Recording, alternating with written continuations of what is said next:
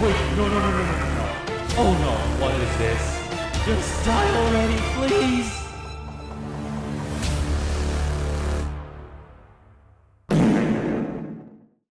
Hey, what's going on, gamers? It's Matt here, and welcome back to Better Minecraft Season 1. It's been a while since I've posted the last episode, but here we are, and I want to talk about a specific mod that is in Better Minecraft, and it is called the Cataclysm mod. This mod has a lot of cool stuff, from weapons to bosses to structures. I'm gonna be talking about how I conquered these bosses, and also explain how I did it so that you guys can do it too. But before we start, I just want to say, if you enjoy the content on this channel, consider subscribing. It would be so much appreciated. Anyways, let's go. The first boss would be Ignis, in which I actually had to find a structure that's called Burning Ruins. So to find the Burning Ruins, you actually have to craft the Eye of Flame, in which the recipe's on the screen right now, and it's basically the same as the Eye of Ender, but instead of locating the stronghold, it actually locates Burning Ruins,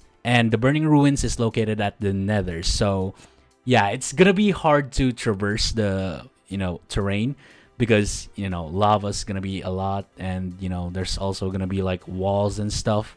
And don't worry, you can actually spot them really quick, because these fucking structures are fucking huge, I tell you, dude. It is massive. Anyways, before you actually get to fight Ignis, you actually have to defeat two mini bosses. These mini bosses are called Ignited Revenants, and there are two of them in the arena, like right below where the altar is. There's two Ignited Revenants down there, and you basically need to defeat them in order to gain Burning Ashes, in which you'll actually need this to spawn Ignis. Once you defeat both of them, you get one each mini boss, and each time you defeat Ignis, he'll drop 3 Ignitium ingots. Just keep that in mind in order to make like the full set of Ignitium gear. You actually need like, I think, around 6 or 7 of them, but yeah. Once you've obtained the Burning Ashes, go right click it on the altar in the center of the arena, and then Ignis will spawn. Ignis will immediately notice you as an enemy, and yeah, this boss hurts. So be advised, you need very strong gear for this fight. I'm using a full Netherite armor set with protection 5. Even with protection 5, a lot of his attacks hurt. But you won't notice the damage much in this fight because I have a lot of golden apples. So keep that in mind. You also want to have a lot of golden apples. Basically, this fight involves around me dealing as much damage as I can before it can lifesteal me, because Ignis has an ability where he can lifesteal. So that's gonna be very annoying. And what I did was just keep jumping around so that I could always like critical hit him. And you also have to notice that I'm keeping my like range on him like very closely. Yeah, that's how I basically brute force any fight in this game. Just critical hits are massive. Also, the strength potions are very useful. Don't sleep on them. Strength potions are very much helpful. Yeah, it did take quite a while to beat one Ignis, but yeah, I had to do it 2 times in order to get the full set of Ignitium gear. So once I've defeated Ignis and created the Ignitium gear set, I decided to hunt down the Harbinger next, because the Harbinger drops an item that can be used to create like this special anvil that can be used to upgrade a lot of the cool stuff in this mod. To locate it, you need to find the ancient factory, in which you also need to find like a similar to the Eye of Flame. It's called the Eye of Mech this time, and the recipe's on the screen right now. And yeah, so just follow the eye, and be advised, this could take a long time because these structures can spawn thousands of blocks away. The ancient factory is located in the overworld, and once you find it, there's gonna be a mech-like mobs that can attack you. They're not that difficult. I think the mobs that are down there are manageable. But once you get to the boss room, it won't actually attack you instantly because it is in a dormant state. And to awaken the Harbinger, you need to right click it with a nether star. Once you spawn it, again similar to Ignis, it will attack you immediately. This boss is similar to like a wither because it floats around and sometimes it goes down. And in the boss room, you can see like some switches and like some pillars. Press them because those are like EMPs for the boss and will help you throughout the fight. The boss doesn't have much HP in my opinion, but the attacks are hurtful. Like it got me down to like 3 hearts. Once you've defeated the Harbinger, it'll drop a block of Netherite, and this is the item that we're talking about earlier, and this will help you in creating the special anvil that I mentioned. And I used mine to combine my Ignitium chestplate and an elytra. I also crafted the incinerator. It's a very big sword, and decided to enchant it and also called it the Dong, because I am a fucking child. The incinerator also has an ability. When you hold right click, it'll charge up a summoning circle in which after charging it, it'll summon fire pillars in a forward line and explosions will occur when the fire pillar runs out. The next boss I fought is called the Netherite Monstrosity. It is found in the Nether in a location called the Soul Blacksmith. To locate it, you need to craft the Eye of Monstrosity.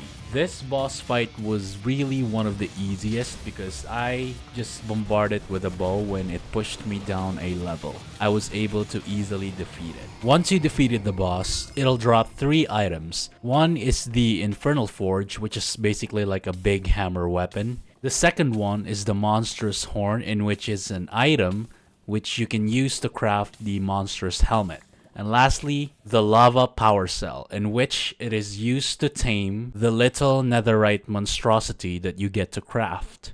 The next boss on the list is called the Ender Guardian. It is located in the end in a structure called the Ruined Citadel. To locate this structure, you need to craft the Eye of Void. Again, similar to the other eyes, it'll point to the direction of where the structure will be. Once you find it, there will be mobs guarding it. These mobs guarding the structure are called Ender Golem, and I think at least 2 of them spawn in each ruined citadel. They're basically mini versions of the boss we get to fight. Upon defeating Ender Golem, it'll drop a Void Core. If you right click with it, it'll summon Void Runes in which you can damage enemies with them. Take note that this structure is one of the easiest to raid, similar to the Soul Blacksmith where you get to fight the Netherite Monstrosity. But again, in order to get to the boss, you need to go down a few levels and then the boss will spawn. Once you go down to the boss's room, it will immediately spawn. And again, similar to the Netherite Monstrosity, its attack is basic, but there is one unique attack where it smashes the ground and destroys the grounds beneath you, and it'll cause you to go down 1 more floor. But that's about it. Yeah, as you can see, I've easily defeated the boss. Once you defeat the boss, it'll drop the Gauntlet of the Guard, in which is a weapon that when you right-click it, enemies will be sucked in towards you. And this weapon is actually a melee weapon, so it not only sucks enemies, but you can also use it to deal damage to them. So going back to the Infernal Forge that we got from the Netherite Monstrosity, you can actually upgrade that using the Void Core. The ability of the Void Forge is similar to the Void Core, in which when you right-click the ground, it'll summon Void Runes in a cone-like shape and will also knock back enemies while damaging them. Also, the Void Forge is a pickaxe, so you basically have an unbreakable pickaxe now, because all of the weapons, gear, and items in the Cataclysm mod is unbreakable. Now let's move on to the harder bosses of the game.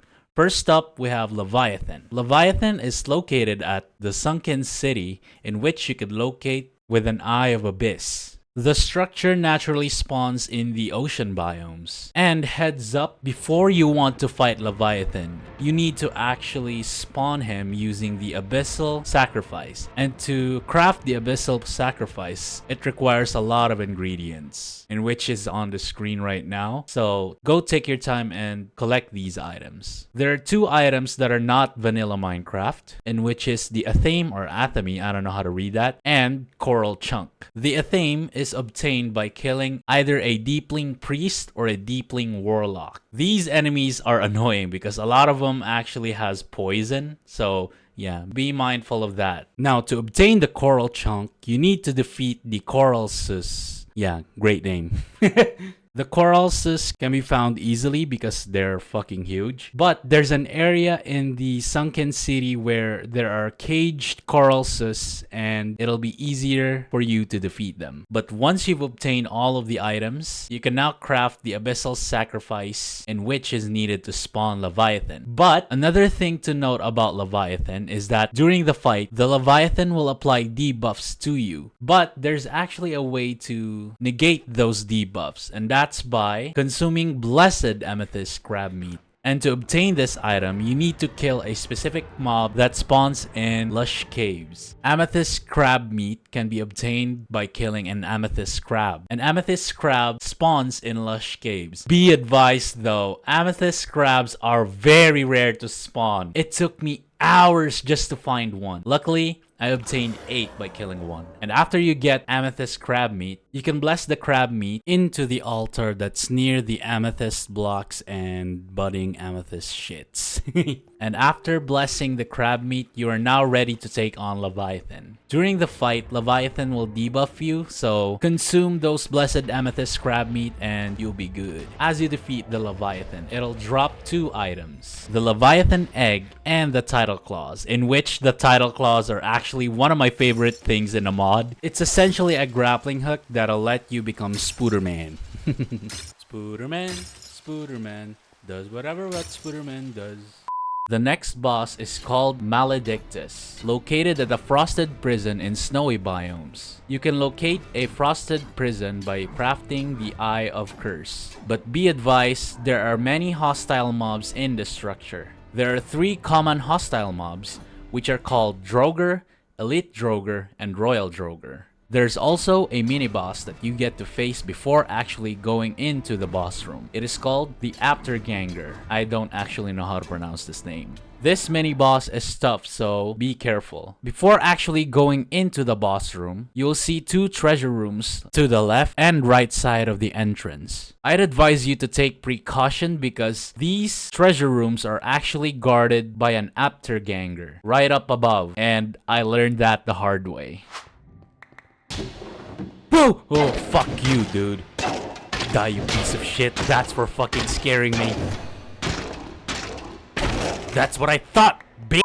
After right-clicking the door, you will see a gravestone up in the middle. That is what you use to spawn Maledictus. Right-click the grave and Maledictus will spawn. Maledictus is a very hard boss. Similar to Ignis on toughness, the difference is Maledictus can jump and fly, and also has very strong AoE attacks. So unlike Ignis, Maledictus is a very fast-moving boss, so it'll be pretty hard to compose yourself. But once the fight is over, Maledictus will drop Cursium ingots, in which is used to craft many weapons and armor. I used mine to craft the Cursed Bow. This bow fires 3 arrows, but if you're using special arrows like tipped arrows, it'll only shoot 2. Another thing to note is that Maledictus actually respawns. It just takes a very long time. And lastly, we have the Ancient Remnant, found in the Cursed Pyramid in desert biomes. To find the Cursed Pyramid, you need to craft the Eye of Desert. And I have an admission to make. I forgot to record my fight with the boss. Are you fucking kidding me? I forgot to hit record! Fucking shit! Why? Oh my god. So instead, I'm just gonna be showing you how you can beat the boss and what to expect on the fight. First off, the boss is located at the deepest part of the pyramid. Be careful when going to the Cursed Pyramids. Not only there are a lot of mobs, there are also a lot of traps within the pyramid. There are also two types of mini boss within the pyramid, and both of the mini bosses drops ancient metal ingot. Before you actually get to fight the boss, you need to awaken it with the necklace of the desert. These necklaces are found in suspicious sand. You need to use a brush for the suspicious sand. A lot of these are scattered at the pyramid, and you can get more than one, so yeah. So what to expect on the boss fight is that the boss is actually like any other boss, but with its unique ability where it summons a sand tornado at you, your controls will be inverted. I mean the WASD. After defeating the boss, it'll drop 3 items: Sandstorm in a bottle, Ancient Metal Block, and Remnant Skull. The Remnant Skull is what you use to summon the modern Remnant. It is the tiny version of the ancient Remnant, and you can actually tame it using Sniffer Egg. The Sandstorm in a bottle lets you summon 2 Sandstorm that orbits around you. It is also used to upgrade the Cursed Bow into the Wrath of the Desert, in which doesn't require any arrows, and it will shoot 3 homing Sandstorm at an enemy. And with that being said, I've defeated every boss in the Cataclysm mod.